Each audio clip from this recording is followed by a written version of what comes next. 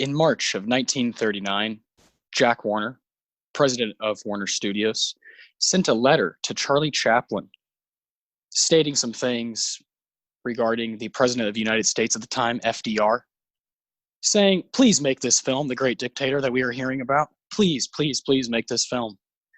There are not a lot of directors, writers, movie people in general with the kind of power that Charlie Chaplin had, especially during this time. 1940 is when The Great Dictator came out, an astonishing film, basically the first satire film to ever come out. Some of the most balls we've ever seen in a film ever. Has inspired so many people to write things that are poking fun at ridiculous teachings, ridiculous ideas, absurd men in history. And Connor and I feel that this movie is very important, and we are both big fans of it. Hey, he has been a bigger fan of it than I have for a longer time. But as I've been introduced to this movie, that was nominated for 5 Oscars, didn't win any, but nominated for 5 at the 13th Academy Awards in 1941. We were talking about The Great Dictator on our 5th episode here of Oscar Sunday. I'm Austin Johnson. I'm Connor Eyzaguirre.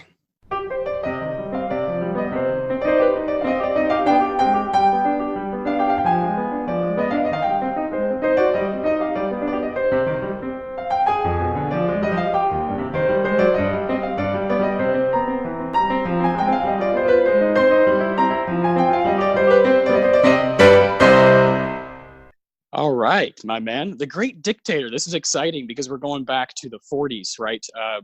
We're in the 2000s last week with In the Bedroom from 2001. Great movie. I hope some people were inspired to go check it out. And I hope some people checked out The Great Dictator leading up to this week, because this is a monstrous film. I want to ask you, because this is my first time watching it. I enjoyed it a lot. I thought it was a very powerful film. The final scene is absolutely captivating and an absolute tearjerker. And being a fan of something like Jojo Rabbit, which came out just last year, I have tremendous respect for satire. But I want to hear from you as far as The Great Dictator goes. What is your fandom of this film? Well, I think the best way to answer that is to tell you a story. So when I was in college, my second to last semester, I was in the education program shadowing an English teacher at New Braunfels High School in Texas. And I was told to do 2 lessons. The first lesson I did on Of Mice and Men. I did a worksheet. The second one, I made it more my own, and I taught a lesson on the power of satire. And to do this, I chose 3 films to show. Okay. One was Monty Python and the Holy Grail. One was Shrek. And the other was The Great Dictator. And showing a room full of teenagers a clip of Charlie Chaplin as Adenoid Hinkle spouting German-sounding gibberish at microphones that are bending backwards from the power of his oratory prowess was something special, because it resonated with them. They understood exactly what I was trying to say. They understood exactly what he was trying to say. And it showed me that this film still has the bite that it had in 1940, that it still has power. And I love that. I love that this film has the balls to basically call Hitler a moron in the middle of World War II. Yeah, at the peak of his powers, yeah. At the peak, when Adolf Hitler and the Nazi regime were taking over Europe, Charlie Chaplin released this movie poking fun at not just Hitler, but at Mussolini, at the entire anti-Jew final solution bullshit, at every aspect of Hitler's regime. And Hitler knew. He saw this movie. There is evidence and a witness that Adolf Hitler watched The Great Dictator. His reaction is not recorded in history, regrettably. But I've been a Charlie Chaplin fan pretty much my whole life, beginning with his silent films, his short films, Kid Auto Races at Venice, The Immigrant, The Rink, The Cure, Behind the Screen, some of the funniest bits of film ever made. And from there, he launched his character of the Little Tramp, who appeared in films like The Gold Rush and Modern Times and The Circus. And, The Kid, And The Great Dictator was his first real talkie. He was known for silent films, and a lot of people didn't think he could pull it off. A lot of actors didn't translate from silent film to talkies very well. A lot of them were left in the dark. But Chaplin was an artist, and he found his way into modern cinema at the time and blew everyone away with this film. A film that everyone told him not to make, except for fucking President Roosevelt. Isn't that incredible? Yeah. That's insane. Yeah. No, it and once it came out here in the States, a lot of people our age at the time were like, "Holy shit!" let's take this fuck down. The power of propaganda, right? The reason Roosevelt told him to make this film is because he knew it was going to have a profound impact on American and British lives, that people were going to see this and think, yeah, fuck Hitler. Let's mock him. Let's make fun of him. Let's take a little bit of his power away. Yeah, man. Incredible. Really, really incredible stuff. And I mean, it was my first time. I just watched this a few days ago, and I kind of got immersed in. I know you and I. Again, we're going to be talking about the 13th Academy Awards that occurred in 1941. And this, this is a pretty powerhouse year, following one of the most powerhouse years ever in 1939. Yeah. With a lot of crazy films and some controversial stuff that we'll eventually get to here on Oscar Sunday at some point. How about that? Filmgazm Productions. Check out our Filmgazm podcast for your horror fix of the week. Connor and I watched the winner of Best Picture from this year, which was Rebecca, directed by Alfred Hitchcock, which we both enjoyed quite a lot, and The Philadelphia Story, which was also a powerhouse film, and of course The Great Dictator, which is the one we chose. Yes. And the reason we choose these films, it was nominated for 5 and didn't win any. We do this because we want to talk about all films, not just the winners, right? Not just the Best Picture winners. It's not always going to be that way. And if you've been listening with us, you know that we're in our 5th episode here, and we're kind of all over the board. This is the oldest film we've talked about so far. Will not be the oldest film for sure. We are going to go as far back as the beginning with this. Yes. Yeah. The beginning is, the first Oscars ever were in 1928, representing the films of 1927. And that's when Wings won Best Picture. And we will definitely be talking about some movies from the 20s and 30s in the future.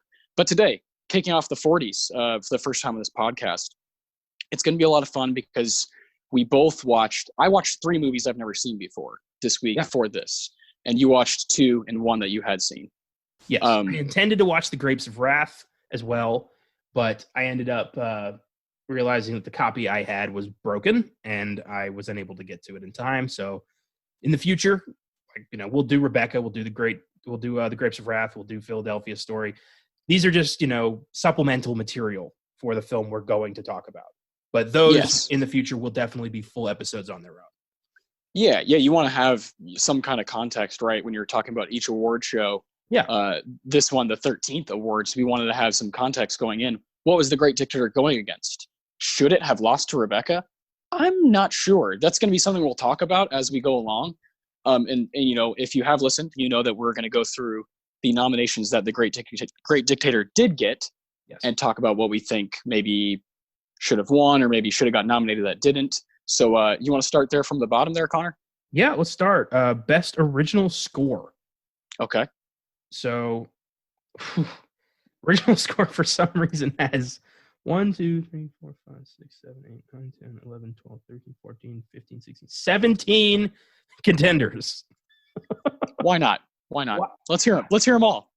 All right. So we've got Waterloo Bridge by Herbert Stothart, The Thief of Baghdad by Miklos Rosa, Rebecca by Franz Waxman, Our Town by Aaron Copland, 1 Million BC by Werner R. Heyman, Northwest Mounted Police by Victor Young, My Favorite Wife by Roy Webb, The Mark of Zorro by Alfred Newman, The Long Voyage Home by Richard Hageman, The Letter by Max Steiner, The Howards of Virginia by Richard Hageman, The House of the Seven Gables by Frank Skinner, The Great Dictator by Meredith Willson, The Fight for Life by Louis Grunberg, Dark Command by Victor Young, Arizona by Victor Young, and the winner, Pinocchio by Lee Harlan, Paul Smith, and Ned Washington.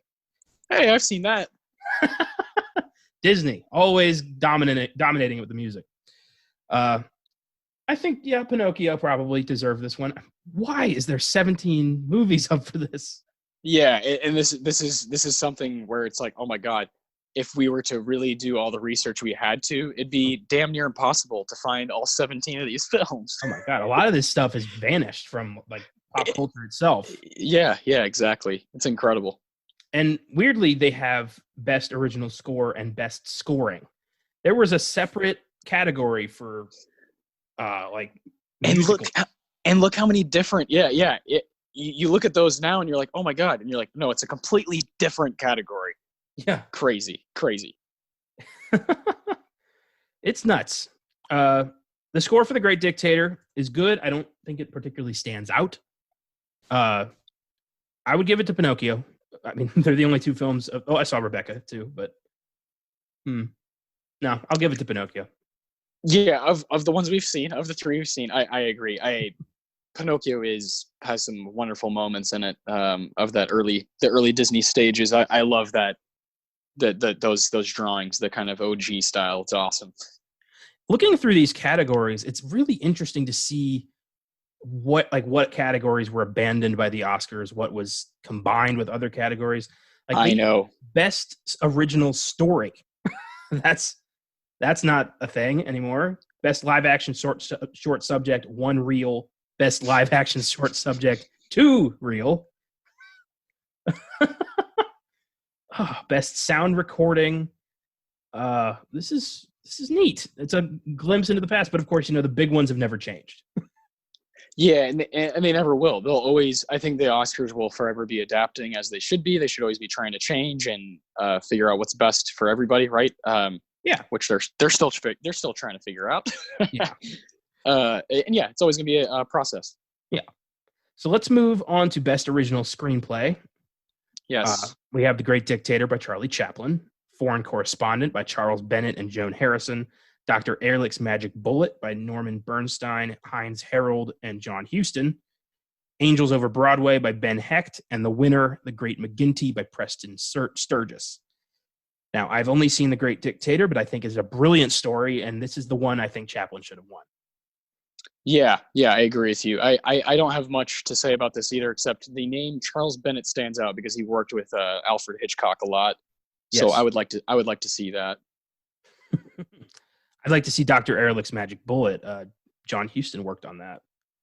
And yes, it stars Edward G. Robinson. It's a biopic on a German doctor. Yeah. See all the research we have to, like all the homework we find with these going back like this. This is really cool. Well, this is something I've.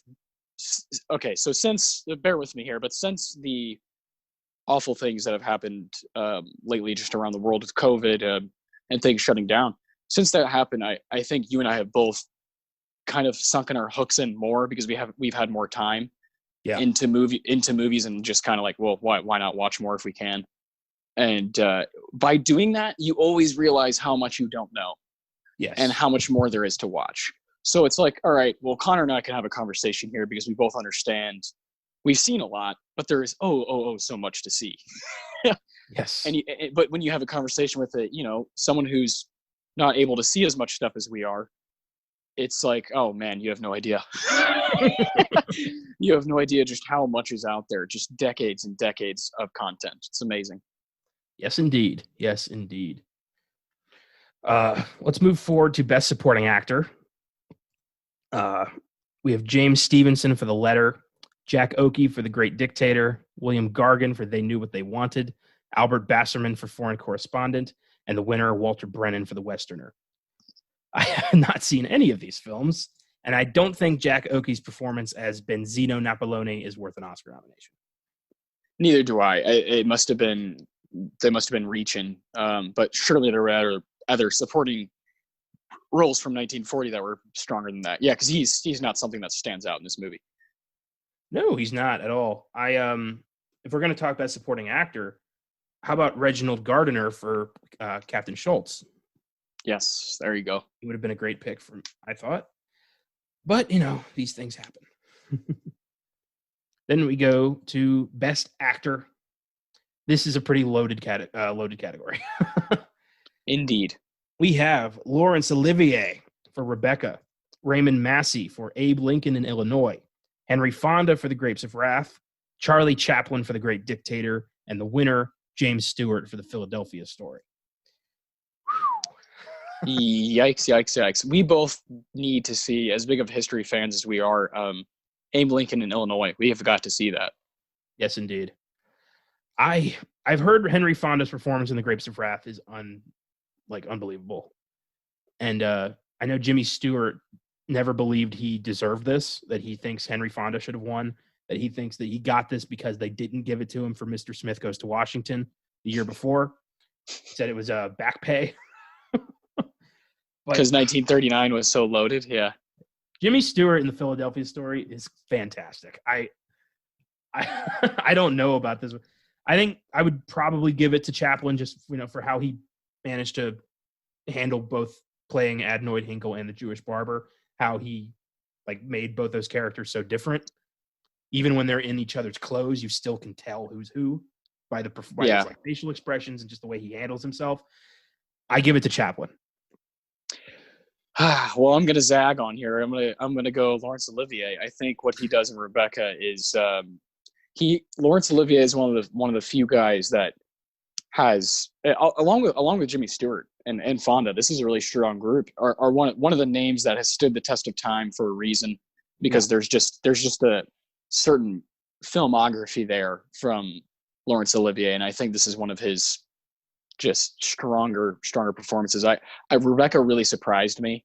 I knew I was going to like it. I love Hitchcock. He's incredible. I think you agree with me. We both are in the boat of, we think Psycho's kind of like his masterpiece. Like, this is what he's best at. Yeah. But my gosh, Rebecca is a strong movie, and it gets very intense as it starts moving. That'd be my pick, would be Mr. Olivier. Olivier in Rebecca, he is very, very good. He's lights out. You can't go wrong with this group, man. You really can't. There's so many choices here. I would have hated to have to vote on this in 1940. Well, this is we've talked about how strong the best supporting actor and best actor categories have been over the history of the Oscars. Yeah. And how just competitive it is because of how many roles and opportunities there are for men to have leading roles. It's always stacked. I think Olivier is good in Rebecca. I think his character is fucking contemptible at times. Yeah. Oh yeah. But Chaplin is playing basically, goofy Hitler. So that's not really a good thing to bet up again. No. You cannot go wrong here. I think Charlie Chaplin's a great choice. I would have loved to see him win this. I think it'd be really cool for history's sake that even if The Great Dictator didn't win most outstanding production, I just think it would have been cool if Chaplin could have walked that stage like, yep, I'm the best actor. Okay.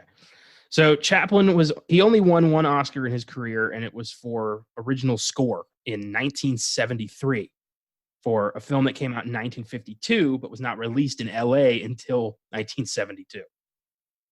And I guess, under Academy rules, it was eligible, and that was Limelight. Crazy. And he won 2 honorary awards, one in 1929 for The Circus. And then, it says here, for versatility and genius in acting, writing, directing, and producing The Circus. Though nominated for Best Actor, the Academy decided to remove Chaplin's name from the competitive classes and instead award him a special award. That's crazy. So he was up for best. Yeah, he was up for Best Actor, and they're like, "No, he's too good. Fuck, get him out of there. We're giving him an Oscar anyway." Yeah, they wanted to keep it competitive. Yeah, get him out of there. Let's just keep it a race. Yeah, and then he won another honorary award in 1972 for the incalculable effect he has had in making motion pictures the art form of this century. And he is a pioneer. He was responsible for almost the entire comedy genre of film. Yeah, it's incredible. Even if you don't love his style, which I'm not as well versed nearly as well versed. I watched some short films to do some. I like The Rink a lot. I did some homework and watched some of those, And it's not like my favorite comedy, but if you like comedy, then you need to respect it and understand. Same thing with like like blues music for what rock is now. You gotta go back to its roots, go back to where it came from, and respect that. Yeah, for sure. And while Chaplin's home life and his personal life was very tumultuous, he had a lot of relationships with a lot of women. He didn't treat women the best. He was kind of a shit. And also he was known for being extremely controlling and dominating on his sets. But the work is great. I mean, we've heard, things about Roman Polanski and Stanley Kubrick and filmmakers who are just really not the best people in their personal lives, but the work is timeless. Yeah. And for any of you who followed Filmgazm, you know that we try our hardest to separate men like these filmmakers from their work. You have to do that. And I think Chaplin's in the same boat. Yeah, well, yeah, I've definitely said a few times like you're a piece of shit, but Chinatown's awesome. Yeah. I would never want to hang out with the guy, but Chinatown's a really cool movie. I can't deny this. I can't. It'd be if I knew every single thing about every single painter I've seen a painting of, a painting from, I don't think I would love all the art. Well, I've said it before that once the film is made, it belongs to us. Yeah, it does. It does. It's kind of like in the books or whatever, and it is hard because I know there's people who feel strongly about, well, you should cancel them out of culture. It's like, that's really hard. That's really hard. It's a very gray situation. It's not black and white like people want it to be. It's a gray situation. It deserves, I think, dialogue, and that's what we try to do here, is give Roman Polanski the hour so we can talk about his career and the stuff off the screen. You know what I'm saying? Exactly. Yeah. It needs to be brought up because this is what we do on the podcast. We're trying to give you information so you can be watching these movies with context. But exactly. You're never gonna be able to enjoy anything if you know every single thing about the artist. Yeah. And if you want to hear more about Roman Polanski and his exploits, check out episode 10 of the Filmgazm podcast. Yes, very very good episode. That's one of our first strong episodes there. Yeah, for sure. I think when we voted on our top 5 favorites, that was my number 1 favorite. We both had that. Yeah, we both had that in ours. So best actor is really up to personal preference. There's a lot of great. Truly, and I think you and I've seen a bit of Grapes of Wrath because I adore that book, but I have not seen the whole thing, and I do want to do that at some point. We may feel different after we see that. Who knows? Henry Fonda is an actor I have not tapped into as much as I should have. No, but you know his name because he stood the test of time, just like Stewart and Olivier. Well, I've seen On Golden Pond, which was fantastic. That was great movie. Performances. He got the Oscar for that one. Hell yeah. Great movie. And then Once Upon a Time in the West. My God. Frank, that motherfucker. To see such a, like Boy Scout like Henry Fonda play such a despicable piece of shit gunslinger is just beautiful. Genius. I got to see the Grapes of Wrath. And we will. We'll probably do it on here someday. Amazingly, Chaplin was not up for director for this. That blows me away. Yeah, I can't believe that. It's not up for director, but we'll talk about it. It was Alfred Hitchcock for Rebecca, George Cukor for The Philadelphia Story, William Wyler for The Letter, Sam Wood for Kitty Foyle, and the winner, John Ford, for The Grapes of Wrath. Now, I think Chaplin should have been up for this. I think Hitchcock should have won this. Okay. Yeah. I think I'm 100% with you on that. It's hard to say what we would take out because we haven't seen The Letter, Kitty Foyle, or Grapes of Wrath. But yeah, I Hitchcock. Oof. We were texting back and forth about that one. Just kind of surprised us because we have seen a few Hitchcock films. We both understand his capacity within the horror genre. We know how big he is. And for Filmgazm, we're definitely going to do his films in the future on that podcast. And we've done Psycho before. Have we done anything else by him? Is that it? We've only done Psycho. Yeah. Yeah, that's all we've done. Yeah. Well, yeah, we'll tackle all of his films eventually. You know, he's one of those directors. But God, Rebecca's a solid film, man. Yeah. Of what I've seen, it's up there for one of my favorites of his. Yeah. The way he manages to film he films Rebecca like Rebecca is there. Like he makes Rebecca a physical presence without actually including her in the film. It's really amazing. He used deep focus effects that Orson Welles was later perfect with Citizen Kane, and he's just it's on a different level. Hitchcock showed with Rebecca that he was here to stay, that he was going to take over Hollywood. And yeah, I think it's a crime that he didn't win for that. Yeah, man. Hitchcock's someone I just watched not that long ago, Sabotage, which is just a fucking awesome, like, Hitchcock through and through movie from 1938. And this guy is just prolific as hell. Like every year you're just like, oh, that's good. You know, and shit never stops. I recently watched Vertigo for the first time. Oh, and that's a hell of a thriller. I mean, you never know what's going to fucking happen in Vertigo. Yeah, dude. Yeah, I think I'm going to do 39 Steps next. That'll probably be my next one. I've heard that's really good. It's on Criterion right now. Yeah, I feel like I should check that one out. I wanted to watch the big ones, the staples first. So I guess next on my list is probably North by Northwest. I have that. I love that movie. That's one of the first ones I saw. Oh, right on. Yeah. That one's really good. Sweet. So that takes us to Best Picture, where we have 10 films up for the award. Outstanding production, as it was called. Yeah.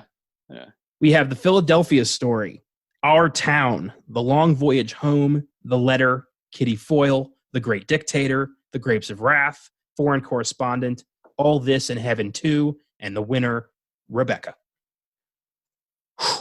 So of those, I've seen Rebecca, Great Dictator, and The Philadelphia Story. Same. We have a week to prep for these. So there's no way in hell we are going to find all of those films in a week. Okay, yeah, that's a great point, because next week, we'll tell you what we're doing next week at the end of the podcast, but next week and the week after and the week after and the week after may be a year where we already have seen all of the films. Yeah. Well, like 1994, our very first podcast we did, it was a lot easier to do that one because we had already seen most of them, right? Forrest Gump, Pulp Fiction, Shawshank Redemption, Quiz Show. We'd seen those already. We didn't have as much homework to do. There's a bunch more nominations. They're from 1940. It's a lot harder to do. We're trying to challenge ourselves and challenge our listeners to try to watch this stuff as well. Yeah. And just keep your eyes open for stuff, because, man, I was talking to a friend at work today and I was telling him, hey, you know, he knows about this podcast, and I was telling him we're talking about the Great Dictator. And he's like, you like those like 40s movies? I was like, hell yeah, I like those 40s movies. I like every decade. Every decade has gold. You just got to keep your eyes open. Yes, exactly. And another reason why I think we, kind of tone it down with these 10 nominations is because not all of those films have stood the test of time. Not all of those films have become as significantly culturally relevant as The Great Dictator and Rebecca and The Grapes of Wrath. A lot of those films I've never heard of. And while they may be great films, they just don't have the impact that, is felt today. So we kind of have to be a little selective. And through most of the career of the Oscars, it's been 5 nominees for Best Picture. Yes. It was, in the early days and now today when it's been like 8 to 10 nominees. They fluctuate and change. Yeah. We've said before, we both prefer 5. Yeah. Think it's nice and clean that way. Like last week we talked about the films from 2001, and it has 5. It's a strong group, and it provides good conversation because it's easy to see all of those. Easy to see, easy to find. Yes. So, what do you think should have taken Best Picture? Do you think Rebecca is the film that deserves it? Yeah. Of these, that's to me, it's the strongest. Great Dictator, it's the most important, I think. Has maybe at the time I would have said Rebecca should win, but maybe years later, as you see the cultural impact that The Great Dictator has, maybe you say that should win. And I definitely understand that. The Great Dictator is a phenomenal piece of satire that created that very word, satire.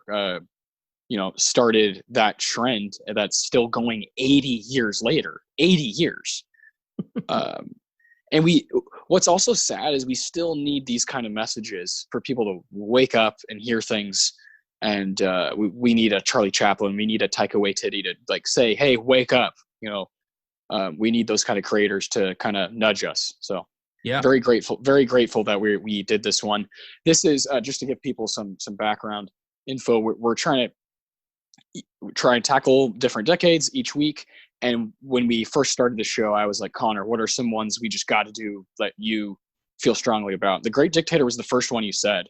Yes. It was one that you knew I hadn't seen. You knew I wasn't well versed in Charlie Chaplin, and it felt necessary. And I'm really glad we did this one. That's great. I'm glad to hear that. Yeah, this is a firm favorite of mine for a long time, and I'm glad we get to talk about it today. How old were you when you first saw it? When I first saw it, I was still living in Maryland, so I had to have been at least 12, 13. Okay. I've been a Chaplin fan for as long as I can remember, so his work's been a very important part of my development. Yeah.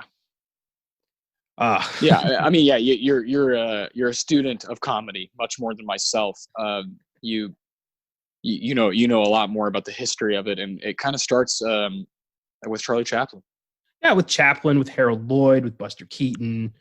Yeah, Laurel and Hardy, but Chaplin was on a different level. That man didn't want to just make funny movies. That man wanted to make significant movies. That man wanted people to be talking about him 80 years later. Yep, that's what he got. Yep, that's what he got. And he passed in 1977 from a stroke at the age of 88. But he hung in there till he born 1889. So yeah, man, and wrote that famous biography in 1964, I think. Yeah, it was, and said a lot of stuff. Even borderline admitted some things, that were whoa, about this film. He admitted that he probably wouldn't have made it if he would have known the true significance of how violent and horrible the concentration camps were at the time. Yeah. That's how fucking scary it was at the time, that people didn't know that they were doing this to human beings. No. And so Charlie Chaplin was like, it's just hard to fucking digest that, but the art had to be out there, man, for people to see what was going on. Well, the Nazis were not, for a lot of people, they weren't a threat.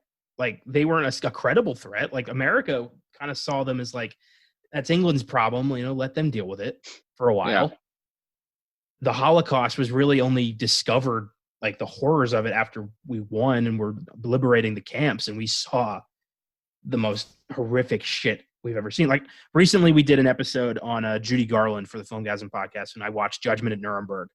And yes. I saw in that film they use real footage of the liberation of the concentration camps, footage of bones in ovens, of bodies just buried in mass graves, and it is the most haunting shit I've ever seen. And yeah, I can totally see, Chaplin finding out about that and thinking, oh, I shouldn't have made that movie kind of making fun of the guy who did this. Like, there's the angle he could have taken would have been different. I think he still would have made the movie. It just would have taken a different angle towards Hinkle and the way he treats the Jews. Yeah. Yeah. But yeah, the Holocaust was not, there were rumors, but nobody knew that this was the extent of what they were doing.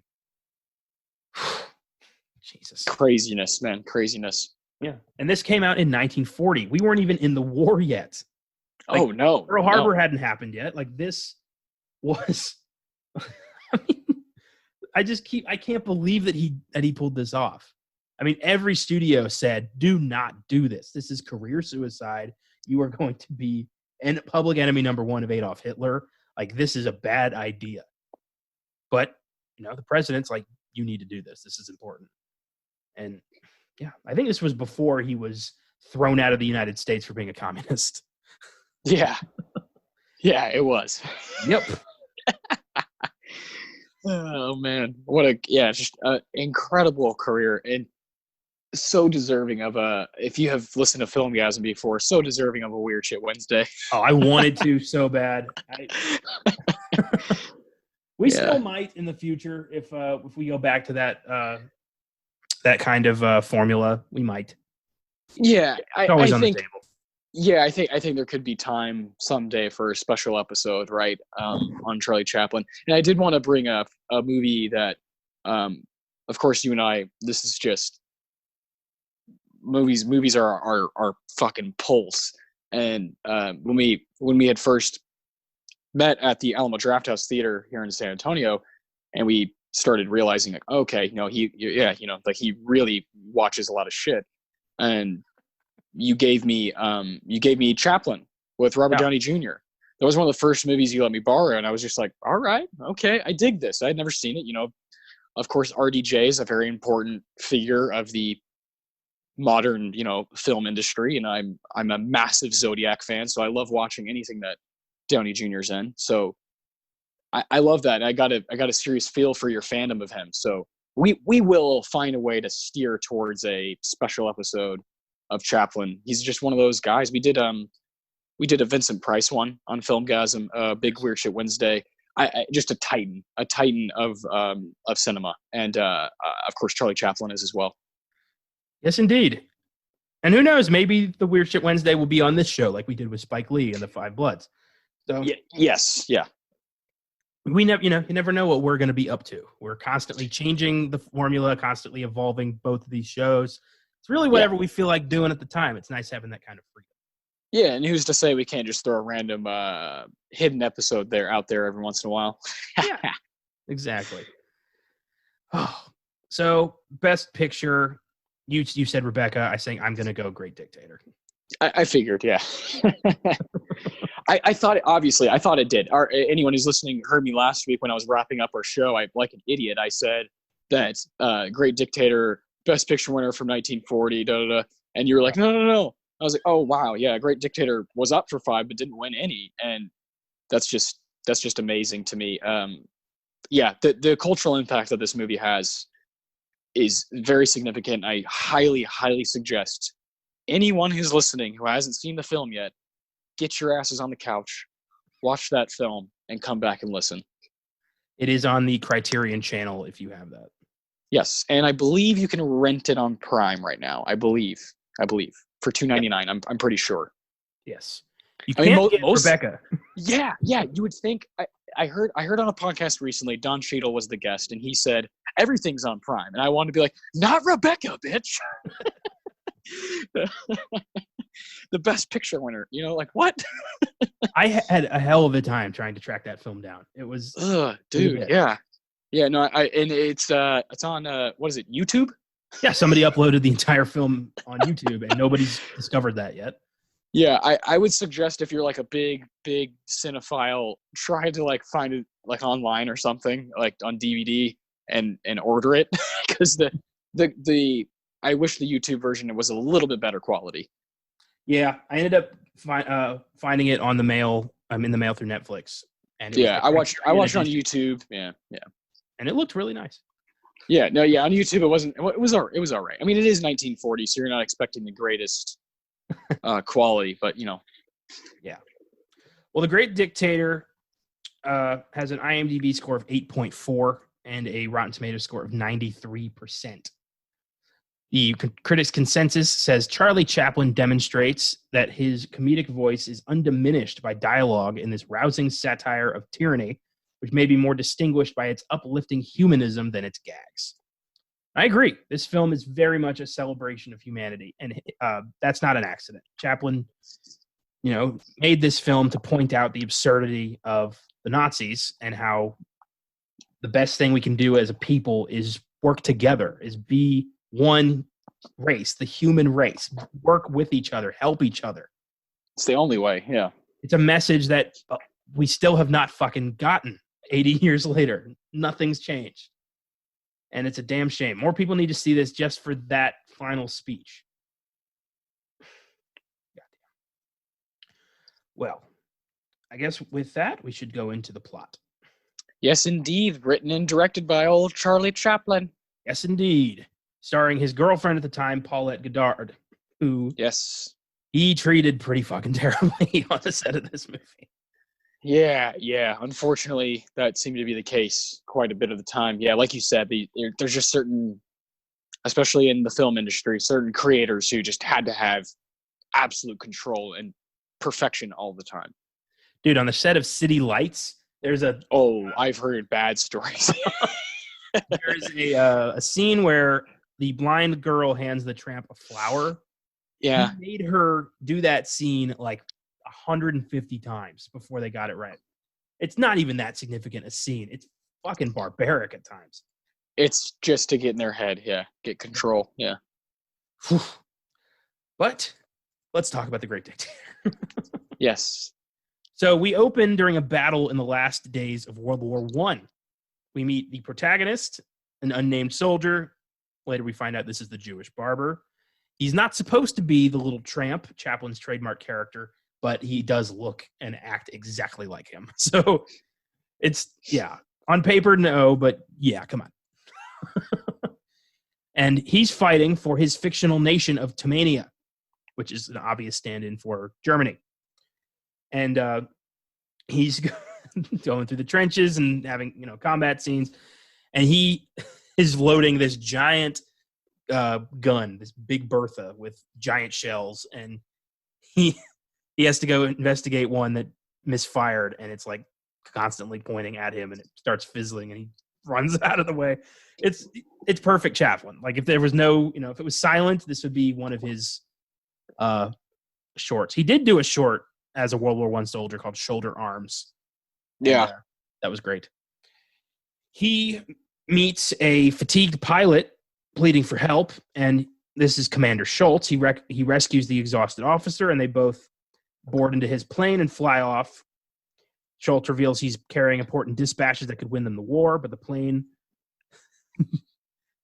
flips over in the middle of midair, and Chaplin's trying to look at his watch, and his watch is flying up. He's like, "This is so strange." It's cute. And they crash upside down. Amazingly, they both survive. And the barber suffers from memory loss, and as the medics arrive, they tell him that the war is over and Tumania has lost.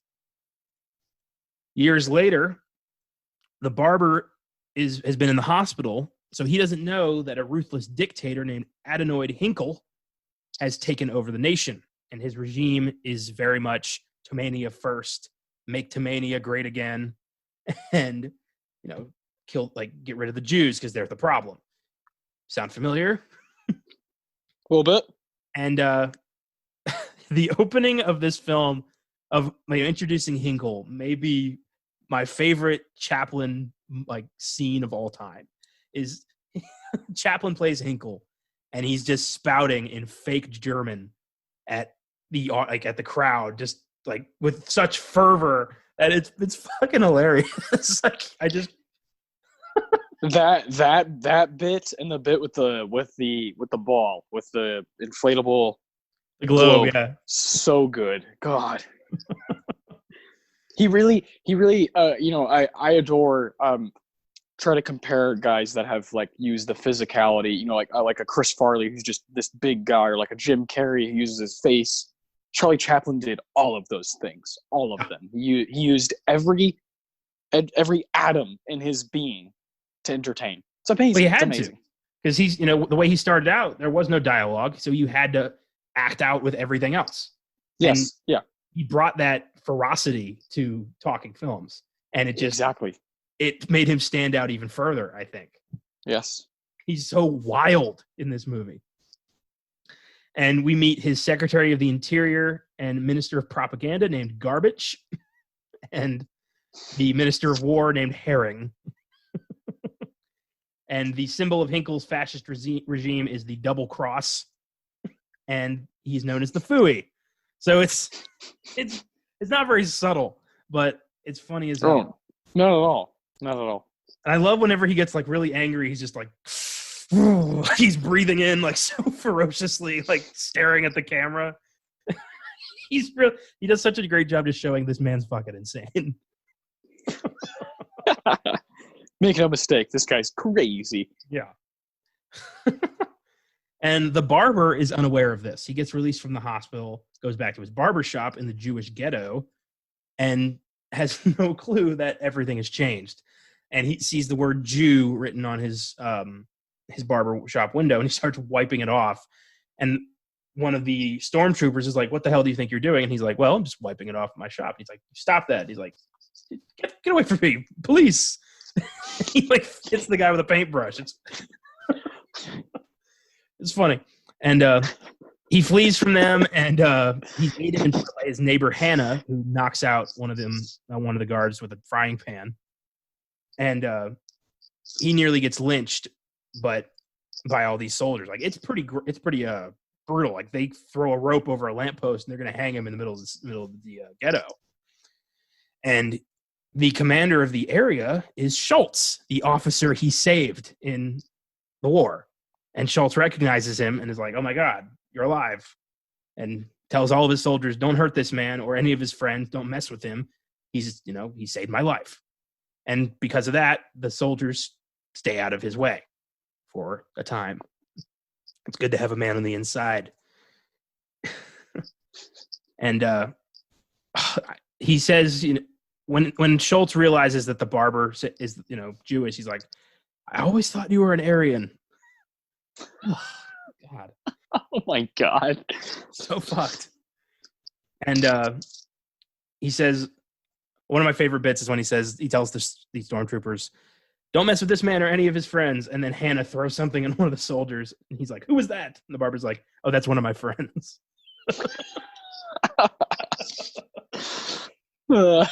Immediate timing. He was the best.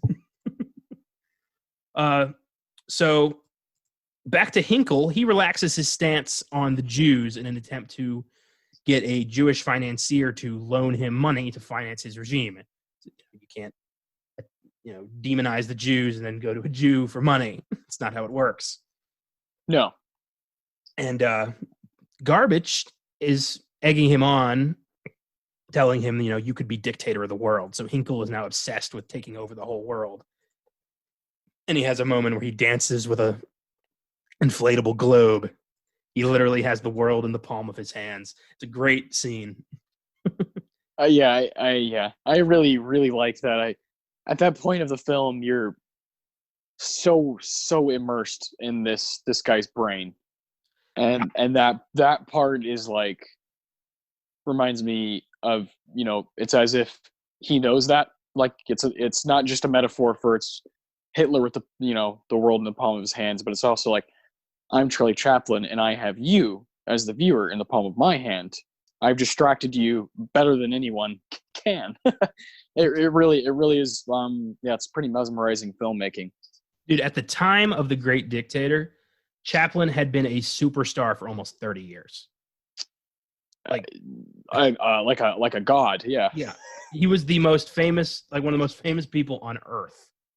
So yeah, I can totally picture him thinking like, "I am the god of Hollywood. Kneel before me." Yeah. Well, I as of course as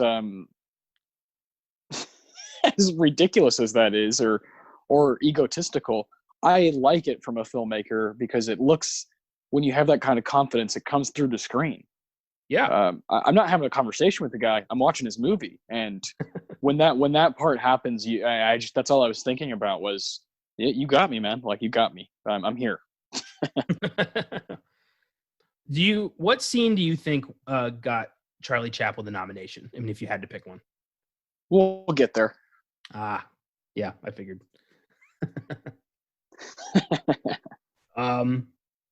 So Hinkle plans to invade the neighboring country of Austerlitz, supposed to be Austria. He needs the loan to finance the invasion. So when the Jewish financier refuses due to his persecution of the Jews, Hinkle takes this personally and decides to crack down on the Jews even further. And Garbage tells him this probably isn't the best way to do things, but Hinkle's like, "I don't care, I do what I want." And Schultz, who is empathetic because of his friend, voices his objection to the program, and Hinkle denounces him as a supporter of democracy and a traitor, and has him placed in a concentration camp. Ugh.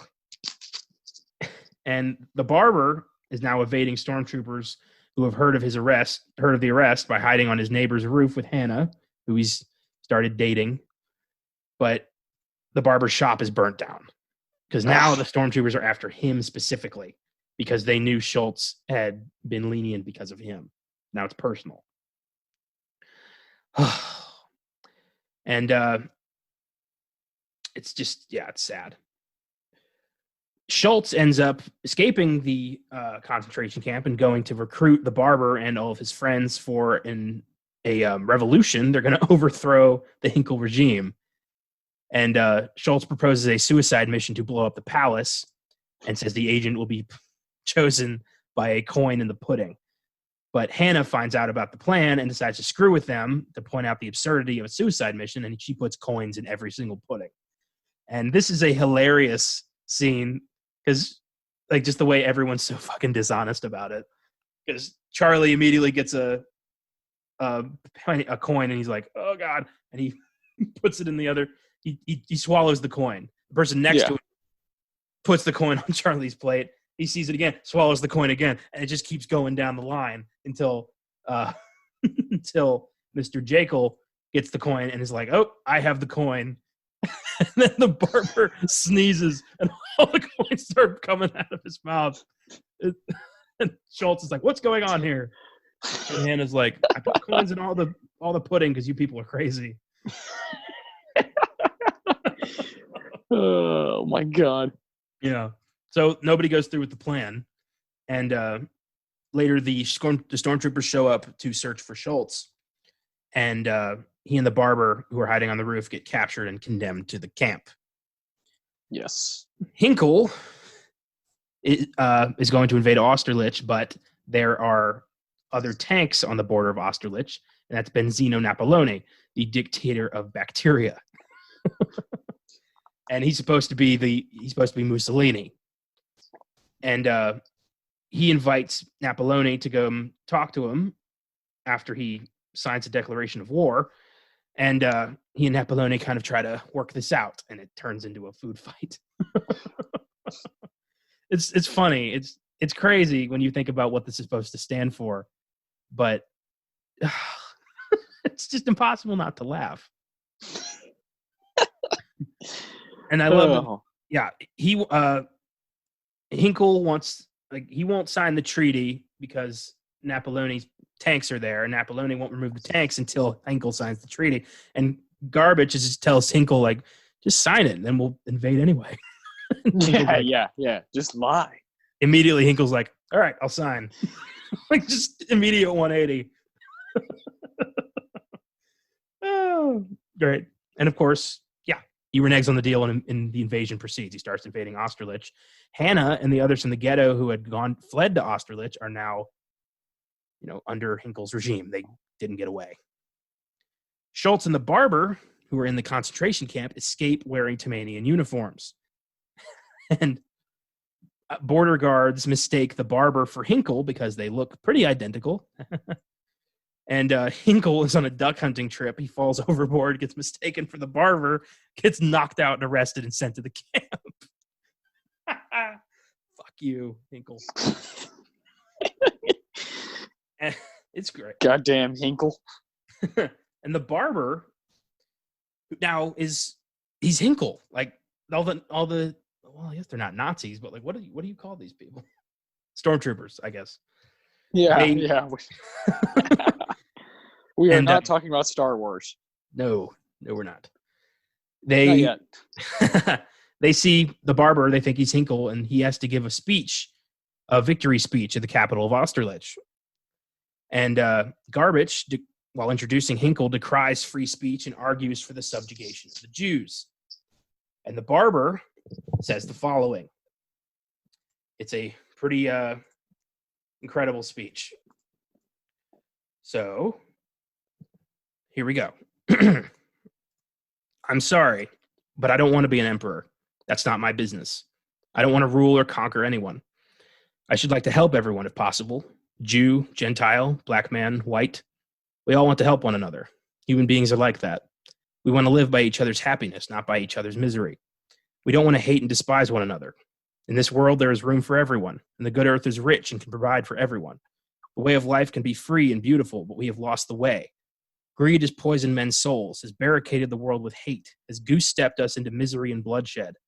We have developed speed, but we have shut ourselves in. Machinery that gives abundance has left us in want. Our knowledge has made us cynical, our cleverness hard and unkind. We think too much and feel too little. More than machinery, we need humanity.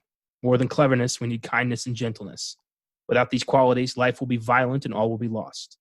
The airplane and the radio have brought us closer together. The very nature of these inventions cries out for the goodness in men, cries out for universal brotherhood, for the unity of us all.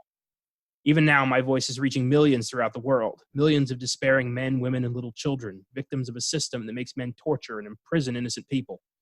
To those who can hear me, I say, do not despair. The misery that is now upon us is but the passing of greed, the bitterness of men who fear the way of human progress.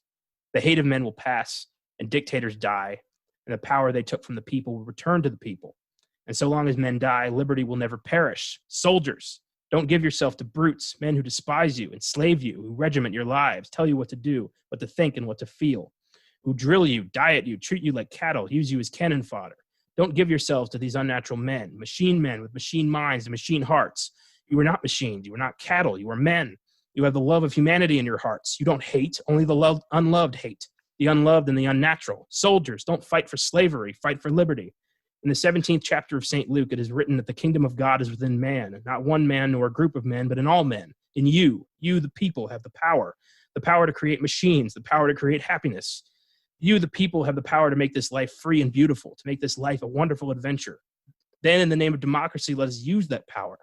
Let us all unite. Let us fight for a new world, a decent world that will give men a chance to work, that will give youth a future and old age a security. By the promise of these things, brutes have risen to power, but they lie. They do not fulfill that promise. They never will. Dictators free themselves, but they enslave the people. Now let us fight to fulfill that promise. Let us fight to free the world, to do away with national barriers, to do away with greed, with hate and intolerance.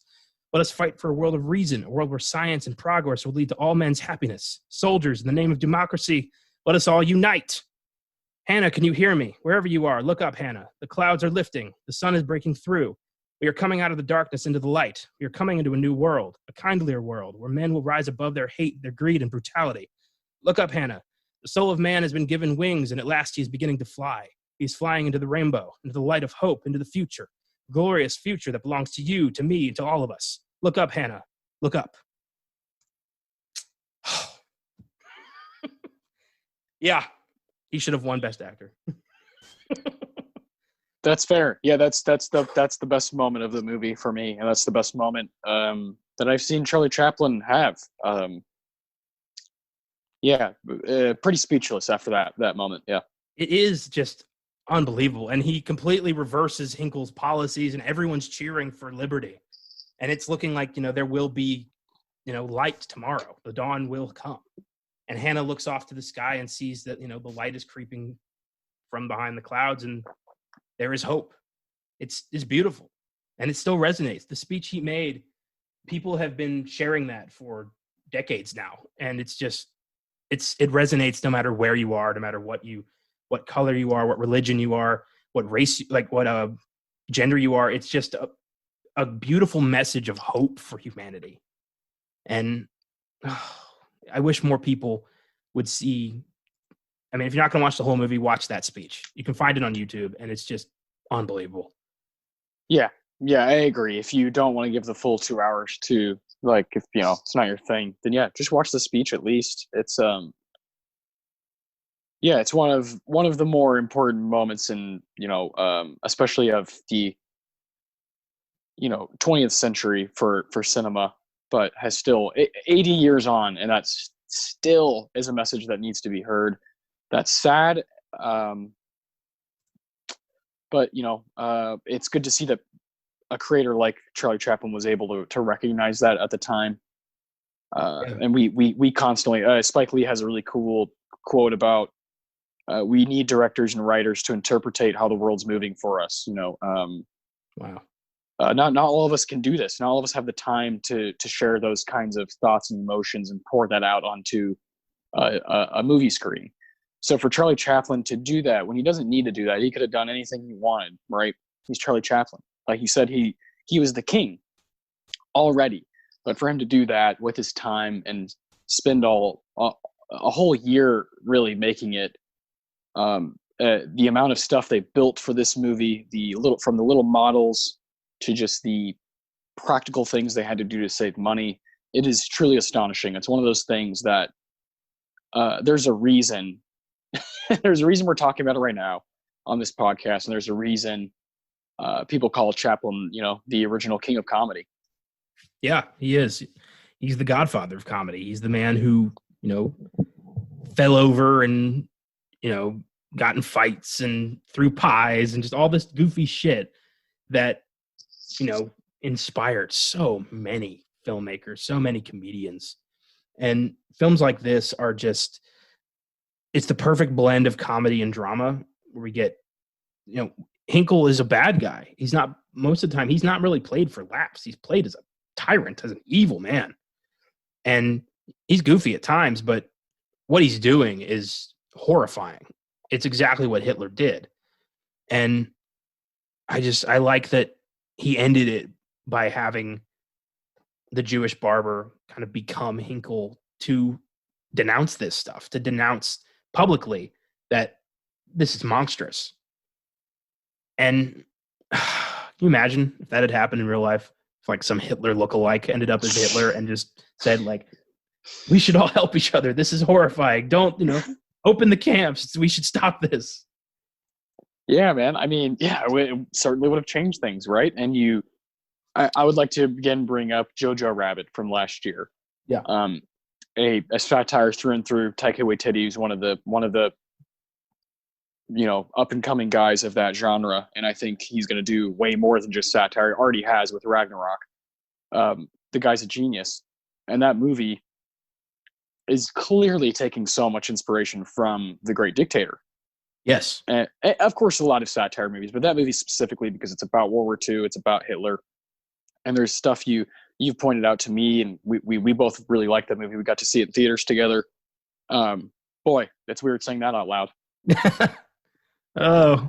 Really sad, really depressing. But yeah, we saw Jojo Rabbit, and we were like, wow, this is remarkable stuff. And man, the impact that something can have, nearly 100 years on is, it's really important. Not a lot of movies can do that. And again, I want to bring up what I opened with, which is FDR, the president of the United States at the time, had Jack Warner, the head of Warner Studios at the time, send Charlie Chaplin a handwritten letter that said, please make this movie. Oh man, go do your own research if you're listening. There's so much you can, we only have so much time, but there's so much you can unravel and unpack with The Great Dictator, with Charlie Chaplin in general. I suggest you go do it if you're a cinephile like us. Yeah, absolutely. I think that about wraps it up for us on the Great Dictator. Is this a 10 for you? It's a 9. What holds it back? Honestly, the Napoloni stuff. That's fair. I don't think it worked. In Italy, when this film was released in Italy in the 40s, all that stuff was taken out. Mm-hmm.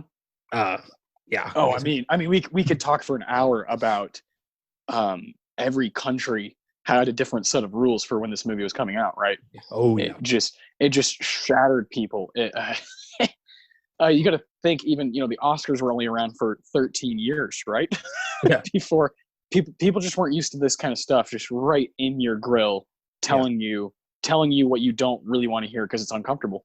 Well, and also, obviously, this was banned in Germany. I think that goes without saying. Yeah. Yeah, Hitler watched it twice and nobody knows what he said. Yeah.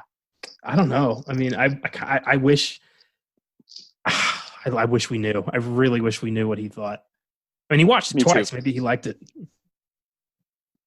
Yeah, why would he watch it twice? Why would you put yourself through 4 hours of being made fun of? Oh, I don't know. He's like, oh, he got the mustache wrong. Like, oh, fuck off. Oh, yeah. Fantastic movie. Yeah, I would like to see the Italian cut of this film just to see, like, if you take the Napoloni stuff out. I just don't think it's that funny. I think it kind of slows the film down a bit. But everything else in this is just flawless. Yeah. Yeah, I give it an 8. It's my first time watching it. I think if I see it again, maybe it'll rise. Yeah, I mean, we're going to be tackling all kinds of films here, and this won't be the first old movie we do, like we talked about earlier. It's a blast to be the age we are and have the capability of going back and watching this stuff. It's just, to me, it's always going to be a treat. I don't treat it like it's something. I don't take it for granted. I don't stuff like the Criterion, HBO Max, and Netflix through the mail. All these things that we have to watch all this stuff. I don't take it for granted. I don't take it lightly. I'm very grateful for the movie experience we get to have, even if the theater is not open right now. Well said. Yeah, we have a lot of avenues, a lot of different options. And there's no room to complain as a movie fan right now. We all want the theater back. We all do. There's people who don't even love movies who want the theater back so they can go see the big blockbusters and have a good time and go get some food. You know, it's not just for us, it's for everybody. But there is no room for me as a movie fan to complain with the amount of shit we have to watch. Yeah. Now in 1940, you would have a reason to complain if the theaters were closed. Yeah, there's not a lot of options. What do you do? Yeah, what the hell do you do? Yeah. You don't have a VCR. Like you got maybe, yeah. I don't even think, yeah, this was the 40s. Television wasn't even there yet. This is yeah. Oh my God. The best thing we can say right now, support your local drive-in. Yeah. There's a few around here. We are definitely going to be pursuing that further. And just, stay safe and watch old movies. Yeah, please stay inside. I'm seeing too many young people are just kind of neglecting simple guidelines. Just stay inside if you can. If you go to work, of course, do what you got to do. But man, if you have a day off, yeah, just stay inside. Catch up on some reading or some TV shows or some movies, or just talk to your friend. Call a friend or call your mom. I don't know. Don't go hang out with people. I couldn't say that enough. Here in Texas, we're seeing the numbers rise far too much, and it gets frustrating for the people who are staying inside, like you and I, who are trying to keep it to a minimum of how many people we're in contact with. It's frustrating, man. Yeah. No restaurant is worth your life. No restaurant is worth your family's life. Hell no. Get that shit to go. Yes. For Christ's sake. It's ridiculous. And it's not going to get better until people start listening to this shit. Yeah. One of my, I wear this, you can't see us right now, but I wear this sweatshirt all the time. Chelsea Football Club from London. They're starting to get back on track with things. They have their sports back. They have some of their entertainment back because they had followed the rules when they were supposed to. Yeah. It's frustrating to watch these European countries just fucking be miles ahead of us in this particular social obstacle. It's very frustrating. Well, the second it became a fucking political choice, I knew we were doomed. Yes, I know. I was trying to be so quiet about it. This is going to turn into I'm tough because I don't wear a mask. And it's you're weak because you wear one. Oh, really? Can we please not But take also sides all on this stuff? it's made up by the Democrats. So it's a Chinese, propaganda. Just shut the fuck up. Oh my God. I can't stand this. I just can't. I know. It's not there's no more party line for me anymore. There's no, you happen to be a Republican. Oh, I guess I'll just, agree to disagree. That shit is over. It's good versus evil now. And if you're a Republican and you're listening to our podcast, get the fuck out of here and never come back. I'm done with you people. I can't take this anymore. I'm Peter Finch and Network. I am mad as hell, and I'm not going to take this anymore. Fuck off. What do you want? You pig fuck. Oh. Yeah. Okay. Yeah. I'm with you. I am with you. I think people know when we talked about Pulp Fiction and Five Bloods, really every episode, we're both people who wear our heart on our sleeve. We're not going to hide from how we feel about movies and things that surround it, and politics certainly surround movies, right? And this is not going to be a political show, but if we have some time here at the end, especially with something like Charlie Chaplin, it's going to come up. Yeah, if we have a very politically charged film, I mean, come on. Yeah, which is a great way to segue into next week's film, which is another political film. Yes, indeed. We're going to be going from the 40s, and we're going to get in a time machine and go to the 60s for Stanley Kubrick's Dr. Strangelove, or How He Learned to Stop Worrying and Love the Bomb. We're going Oh, man. back-to-back political satire on Oscar Sunday, and it is going to be glorious. Yes. Dr. Very, Strangelove very may excited. just be Kubrick's masterpiece. I Yeah. adore this movie. It's funny as hell. It's infuriating. It's beautiful, and it's gonna be a lovely time. Yeah, this is one that I've been making a massive. We both have.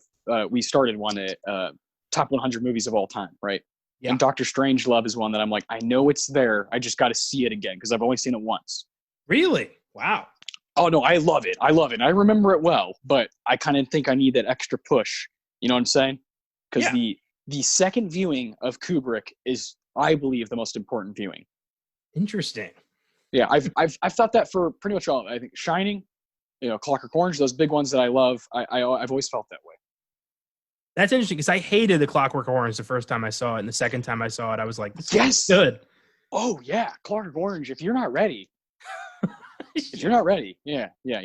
Maybe it's time to watch 2001 again because I've only seen that once, and I was not a fan.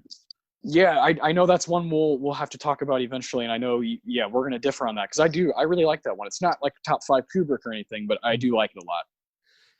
Well, you never know. I mean, I thought I hated the Blair Witch till we did that on the Filmgazm podcast, and I was like, man, good. Yeah. So you never know.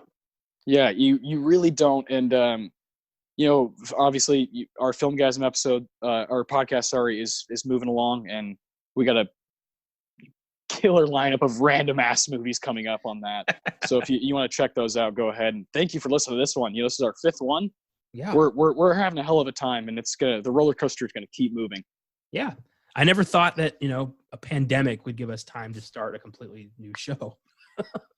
Yeah. This really is the theme of 2020 for Filmgazm as a website, and for you and I, is we're just digging deeper and deeper into film, and we figured why not have a film or a podcast that kind of represents the more prestigious films of the Oscars and whatnot. So it's great fun. We're covering both sides of the coin here. We got the cult underground horror goofy shit, and then we got the pretentious prestigious Oscar shit. So hell yeah, because that's what we are. We love it all. Yes. Oh yeah. I'll always feel that way. I don't see that changing. I just eat it up, baby. It's awesome. Yes, indeed. And before we go, let's talk about what happened this week in film. Yes. So there were 2 trailers that debuted. The first one was Respect, biopic of Aretha Franklin starring Jennifer Hudson, set for release in December. And I think it looks fucking great. Oh, I absolutely adore Jennifer Hudson. She should have won American Idol, and she was on it. She's great. She's an underrated actress at this point. Yeah, that's going to be awesome. I smell a second Oscar. 100%. Yeah. I want to see her and Delroy Lindo walk the stage. Oh yes. But I mean, could they have cast Aretha Franklin better? Jesus Christ. Jennifer Hudson's got the pipes to pull that off. This is going to be good. Yeah, dude. Yeah. And the other trailer is David Ayer's new movie, The Tax Collector, starring Shia LaBeouf. looks absolutely absurd, but I can't wait.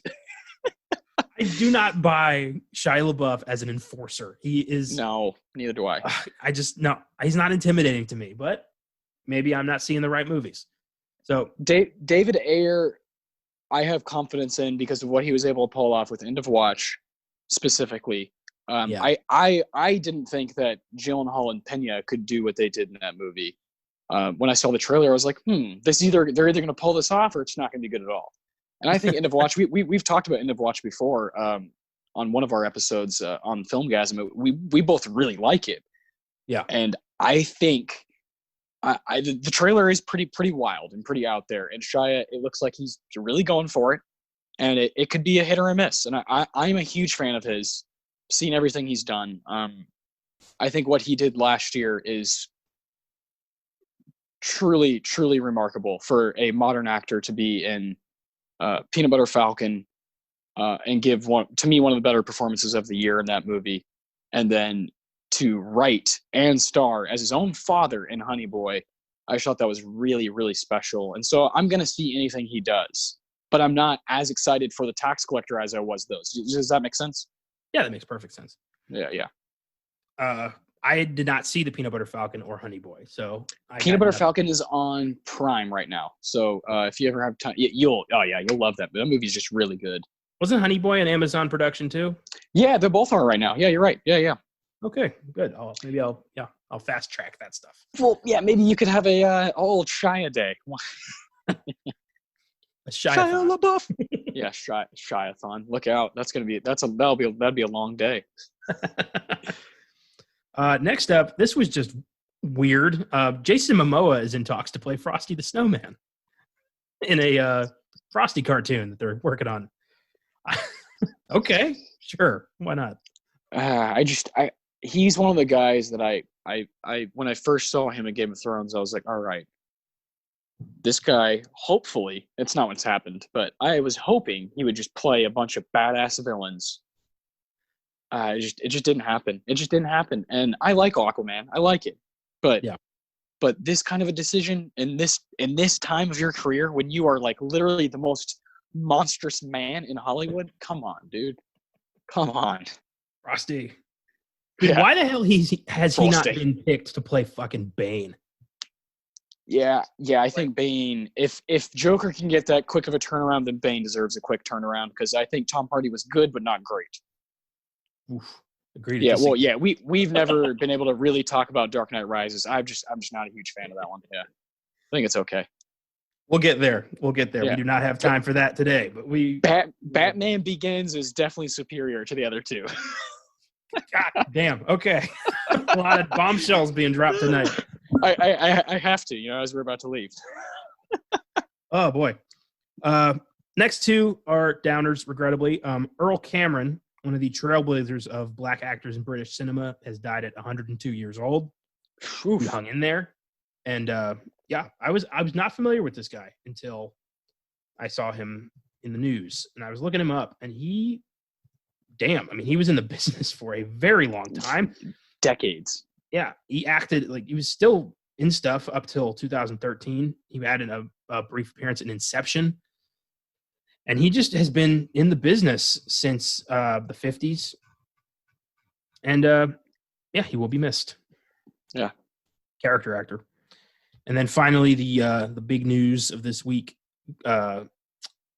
comedy legend Carl Reiner has died at 98 years old of natural causes. Father of director Rob Reiner. Yes. And, Carl Reiner, comedic legend, 9-time Emmy Award winner. And Ocean's 11 is what I always go to. Carl Reiner. I'm the same way. We're both on the same page there. But he created the Dick Van Dyke Show, which was his big thing. And he was just fucking legend. So R.I.P.